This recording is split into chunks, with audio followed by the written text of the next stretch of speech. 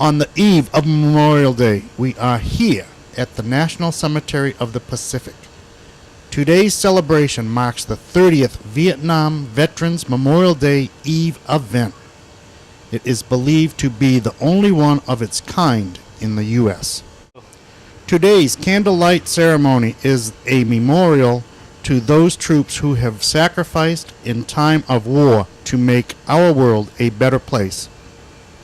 It was 30 years ago this small candlelight vigil was started. As the story about its history is told by Steve Molnar, a Vietnam veteran, it was started for those who had fought in the Vietnam War and had come home and not to a so peaceful place.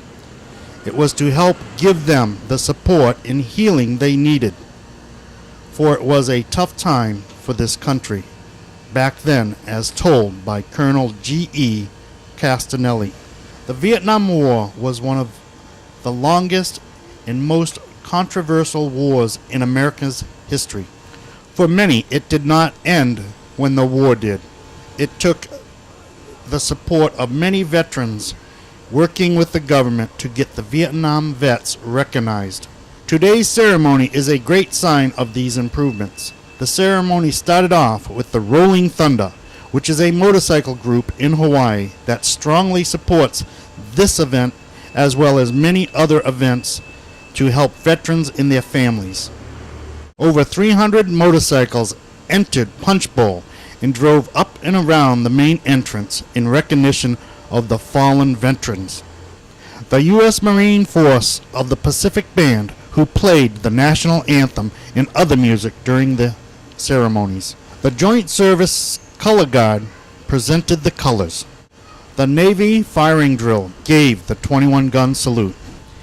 Even had a Coast Guard flyover. Through the cast of speakers, you do not get the sense of mourning, sadness, and sorrow. Instead, you have more of a sense of inner peace in each and every one of them has found. Like Tammy Duckworth, the distinguished speaker who lost both legs in the use of one arm when her helicopter was shot down in Iraq, serving our country as the major in the Illinois Army National Guard. It's really great to be here on this Memorial Day representing Secretary Shinseki and President Obama. Or Miss Nina Nguyen, who fled her beloved country as it was being overrun by the communists, leaving everything she loved behind, family and friends. The Americans and allies came to Vietnam, and we look at them like they protect us. It was 1986 that the cemetery was opened and dedicated to those service persons that fought in Vietnam.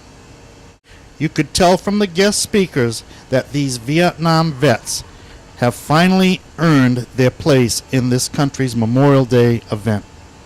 For those that have fallen, we can now see that these Vietnam veterans are gone, but now they are truly not forgotten. John White, NTD, Hawaii.